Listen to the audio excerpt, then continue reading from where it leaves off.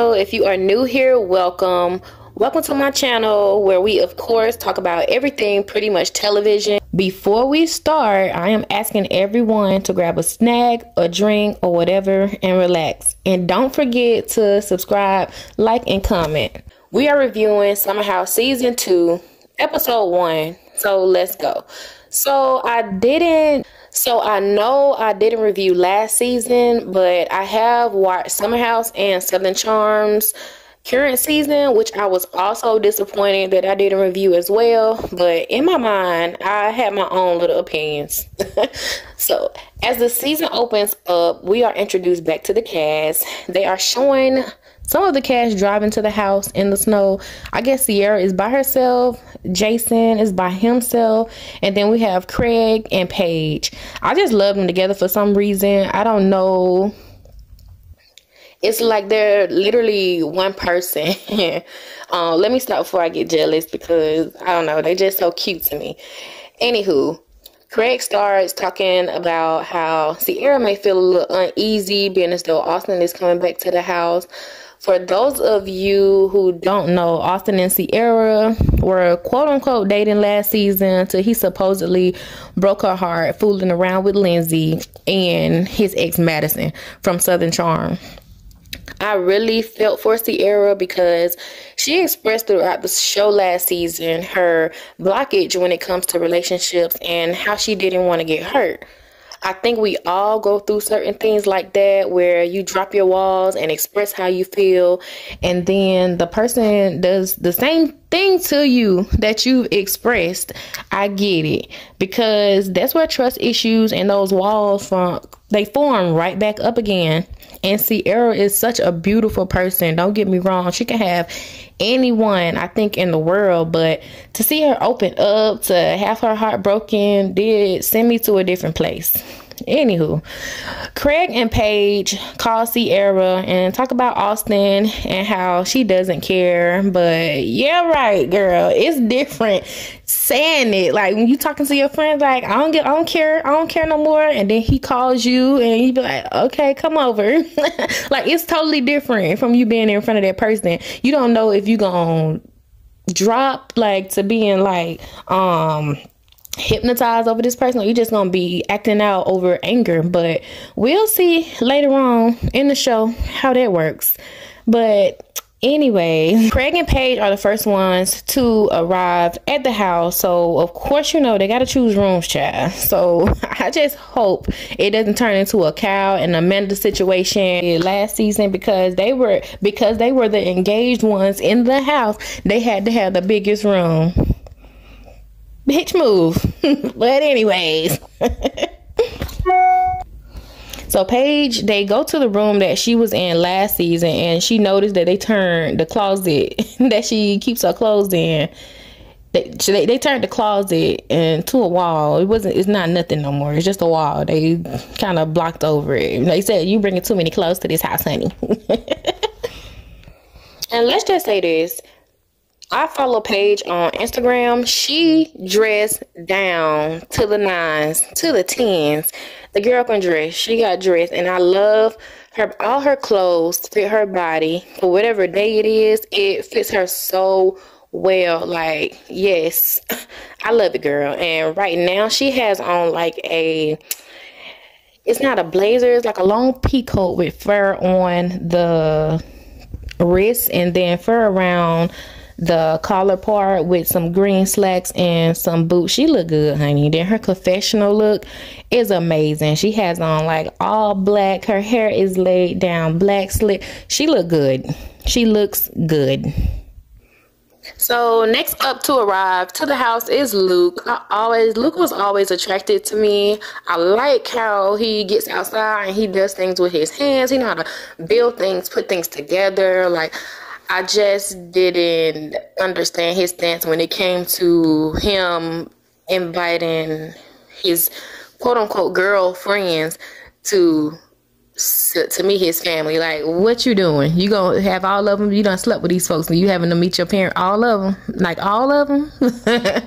But I like Luke, so So now Craig is talking about how him and Luke, they may not get along in the house because their personalities clash with each other. And to be honest, I think Craig's personality clashes. It crashes with everyone's personality is what it seems like. Or let me kind of take that back. Craig, he does like say what's on his mind. But sometimes what's on his mind need to be kept inside his mind, if that makes any sense. So, yeah. So now we see Jason and Jessica driving up to the house together. I don't know what their situation is, but it is being brought to the show from what I see. It's just being brought to the show like they got something going on. He also is talking about his relationship with Lindsay from last season and how that didn't work out. How he's just not here to pursue a relationship. He just want to have fun. So now we have Rachel is the next one to show up to the house. She was the florist for Cal and Amanda's wedding. So she's next to arrive and she meets with Luke. She is very stunning. She is beautiful. She is very beautiful. And I have to say, like, this is a good looking cast. Everybody looks good. They look good. Okay. So after Rachel shows up, now we have Cal and Amanda showing up to the house, and of course Cal has to bring his lover boy, which is good, by the way. I actually tried it. I bought it because they don't sell them in singles here. They sell them by the case. So I actually bought it. It is pretty good. So if y'all are looking for something like soft, something that's not too heavy, if you don't want to drink beer, like, I would suggest that you go get Loverboy. I'm not promoting for them or anything like that, but it is a nice drink. All flavors. You know how you have some drinks that are like the peach might not be good. Like if you have like Seagrams or something like that, the peach flavor might not be good, but all the other flavors are good. Like with Loverboy, all of the flavors are they are very good. So that is a drink that I would recommend that you try. And it is also good to hear that they are officially married, because throughout the seasons of Summer House, oh my God, they were going through their ups and downs like most couples, and it was a roller coaster. Like, it all took us on a roller coaster, like with Cal and his cheating, his infidelity and things like that. And Amanda, every time she would cry, I would cry, because it was like, why are you doing this to her? Don't do this to Amanda. We love Amanda. But it is great to hear that they are officially married and they tied the knot. And I follow them on Instagram as well, and I seen they went to, I believe, Italy. Paige was there. So it was kind of cute. It was cute. I love them. So here we go again. Like, so Cal, he mentioned that they want the primary bedroom or whatever, and Craig ain't backing down. He's not backing down. So what Craig does, he pulls out $500 of his money. He gives Cal $500 and said he's gonna give Amanda $500, and that's gonna be the end of it. You're not getting the primary bedroom. We already put our stuff in there. We got it. We go move on. Go to another bedroom, Cal and Amanda. We ain't with the bullshit. One thing I have noticed throughout all of these seasons, all these shows, like, how come nobody lungs collapsed? As much as they drink, I am surprised that nobody lungs have collapsed. So they got like kidneys, like, how you drink like that and they still manage to get up the next morning or whatever they got to do and go to work, especially on Summer House. They would drink all night long, probably until like 5 o'clock in the morning, and still get up and go to work. I don't see how they do it. I don't know. It must be a special tactic that they're using or something, because I need to figure it out. And we got Sierra shows up to the house. I just love her. I just love her energy. She just is a big ball of me, basically. So shortly after Ciara shows up, we get Corey, which is Craig's friend. Corey is in a fraternity, so if you know how fraternity guys roll, then you know what we're gonna get. You know what we are about to get from Corey. So Corey fine now. He got like his bone structure. He comes in wearing pearls and whatever he has on. He actually looks good. He's a nice looking man. Just gonna see where his brain is at now. Jason and Jessica shows up to the house, and I didn't see this before until Paige said something, but I don't know if it was the Paige or Amanda, but I did not notice this before, but Jessica does look like another version of Lindsay.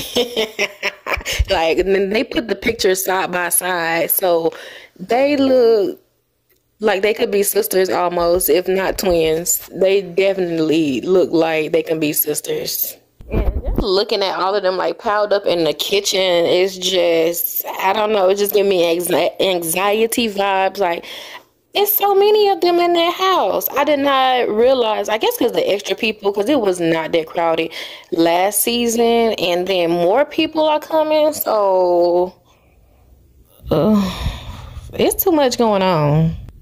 So Luke is they are playing ping pong and setting up to play games and stuff like that. The girls are changing and getting ready. So as they're playing ping pong, Luke, Jessica, seems like they are getting a little too close, and Luke is hugging her and things like a little awkward hug that people sometimes do or whatever. Like Luke, he's always been the type to do that to girls and stuff like that. Like, he has a flirtatious way about himself. So, and not knowing what Jason and Jessica are to each other at the moment, I'm not quite sure what they are with each other to the moment. They haven't quite established that, but I guess we'll see in upcoming episodes. But for now, like, Luke is swooping in to get Jessica. We're gonna see how that goes, child. So now we have Jason and Amanda in the kitchen talking about how he knows Jessica, and he slid in her DMs. And in the next scene, we have Jessica and Luke in the bedroom, in her bedroom, actually, talking about what does she do, how she knows Jason, and they're carrying on with that conversation. Luke strikes me as the type of person that will ask questions just to figure out where you are with someone. I know several people that does that. They will ask you certain questions to see how serious your relationship is, how long have you known this person, just so they can be a snake and slide right on in there. So anyways, Amanda is asking Jason how long he has known Jessica, and they've known each other for quite a few months. And he also mentions that it may be a little more. So from what I'm seeing is that it's looking like it's a little bit more to Jason than it is to Jessica, and sometimes it be like that. That's why it's so important to talk to your person and see where their headspace is and see what they actually want, and not lead someone on, because situations like this can occur and they start talking to other people and you sitting back in the dust like, what the fuck happened? So I'm not liking this at the moment. So it's just a little too touchy-feely for me. So I wouldn't want someone like that around someone that I like. Like, don't be touching on me, and it's unwarranted at the same time. It's hilarious how when Cal gets drunk, he says certain things, and you know what he's trying to say, but he don't know. So him and Amanda is in the bed talking about Jason and Jessica and what their relationship is like, and Cal says, yeah, right now it's platonic. Like, that is too cute. He's, oh guys, platonic. It's platonic. It's hilarious how Kyle gets when he gets drunk. All right, so it's Saturday morning. It's the next morning in the Winter house, and everyone's waking up. Rachel's, I believe, the first one to wake up, and she looks around like, yeah, this should look a mess. So she starts to clean and of all the mess that everyone left behind from the night before. I probably would have been that person. Like, even though I don't really clean at home, I know it's a bad thing to say. Like, if I'm over someone else's house and it is messy, or if it's something that needs to be cleaned from a night of partying, I'm probably the one that would get up and do the cleaning. So, yeah. And so we now have Jason bringing Jessica coffee in bed that he has learned from our good friend Andreas over in Summer House. And that was just so sweet when Andreas would bring the women coffee in bed. Like, these men are really some stand-up men. Like, you don't see nothing. Some of them, let me correct myself, some of them are really some stand-up guys, and I really appreciate that about them. And am I the only one that's noticing all of the packages around the house? You have Amazon packages, FedEx packages. Like, what's going on with all these packages? Open them up and do something with them. And now we have Sierra and Jessica in Sierra's room, and they're talking about the situation with Austin and how they met and what happened last summer. And basically, Austin was, they start showing flashbacks of Austin being all up Lindsay's ass, and back and forth with Sierra, back and forth with Lindsay. And it was this whole thing where Lindsay said she kisses all her guy friends. And I'm like, bitch, what? You kiss all of your guy friends? No, ma'am, that's not acceptable, especially if you know that your roommate here, because I don't think Lindsay and Sierra were friends, but you know that your roommate here has feelings for this guy and you go and kiss them. That's not going to look good to me at all if my friend was to go and kiss a guy, or my roommate was to go kiss a guy that I was interested in, or no, we were dealing with each other. Like, no, ma'am, that's unacceptable. So I get where Sierra was frustrated with the situation with Austin, because Austin basically played it like he was a good guy. And now when Craig brought up the situation about Sierra and Corey and what may happen with them or whatever, he's talking about how Austin is going to be freaked out about the situation. I'm like, bitch, you had a whole woman that you was kissing on last summer. You was kissing all over Lindsay last summer, but you worried about a relationship that ain't even happened yet. Boy, get on somewhere with that. Why are men like that? I don't get it at all. Everyone is all headed to snowboarding, and from the scenery, Vermont looks good. I would not mind going to Vermont. It looks nice there, and then I love the snow. It don't really snow like that here. It only snows when it wants to. It gets cold, but it doesn't act like it wants to snow, but it just doesn't. But Vermont looks very nice. I would not mind going there. Now, everyone, after they did their snowmobiling, everyone is kind of chilling out, relaxing, trying to, I guess get to know each other, and they're talking. So Sierra and Corey is talking, and he talks about the 2 gyms that he has. He does the artwork in his gym, and the gym looks really good. It really looks really good. And so one thing that Corey did say at the beginning of the episode is when most people look at him, they see a douchebag or they see someone that's not smart. But when they talk to him, it's very impressive. And that's one thing that Sierra brought up, is that when you look at him, he looks like a douchebag. But when you talk to him, he is very intelligent. And that's what she likes about him. And that may be one of the reasons why Austin could feel a little threatened by it as well. So that's pretty cool to hear. So with the girls, we have Paige, Amanda, and Rachel talking, and Amanda is asking Rachel about the guys and is she getting along with the group? Does she feel like she's fitting in? And so Rachel is basically telling them that none of the guys in the house are her types. That you have bro here, you have fuckboy here, which is Luke, and you have Jason, who is really fun to just be around. But I think Rachel, she likes a more, I guess, business oriented guy, I guess because of what she does as her profession. And I get it. So now we have everyone returning back to the house. They're actually back at the house and they start acting a fool per usual. It's just fun. I would love to hang out with them. It's just the drinking part. I don't think I could do that every single day, but it like they having fun and living their best life. So I'll be down for that.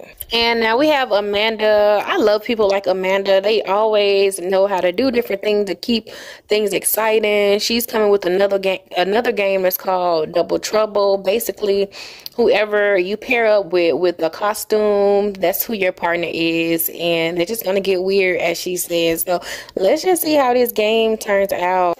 So now they are talking about, Craig is talking about how Luke and Austin went to one of Luke's vacation homes, and he had fireworks in the back, and he had 165,000 bolt right next to the fireworks. So I guess Craig lit the fireworks because, you know, boats, they do carry gas, and if I was Luke, I would be a little concerned too, because $165,000 is a lot. For a boat. Boats aren't cheap, and you just can't go and pick another one like that. So Luke come from some money, honey.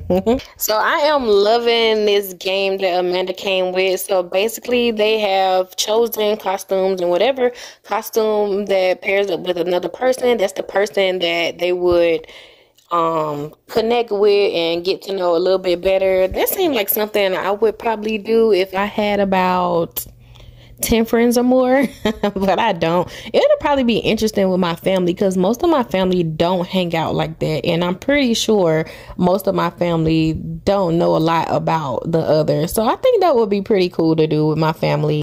And then so Rachel, she starts telling us a story about how she was adopted, and when she came to America, her adoptive parents let her keep her name, which is Sohee, which means beautiful smile, which I think is so beautiful. But Rachel does not like that name and wish she was given a different name.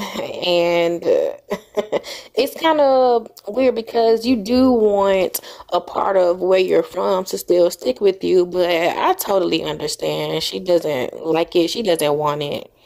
And now that they've done that, Amanda is trying to give instructions for the next game. So the people that are paired up together, they have to stare at each other, and everyone around them has to either make them laugh or flinch or something. And if they do that, then they have to take a drink. So Craig is totally against this. I believe he had a lot to drink, which usually happens when Craig drinks for some reason. And he starts yelling and talking about that's not something that he wants to do, and like, just enjoy the moments. Like, you have no care, just enjoy the moment and listen to the instructions of the game. I cannot stand people like that. Don't try to change my game. It's mine. Do not try to change it. Hush.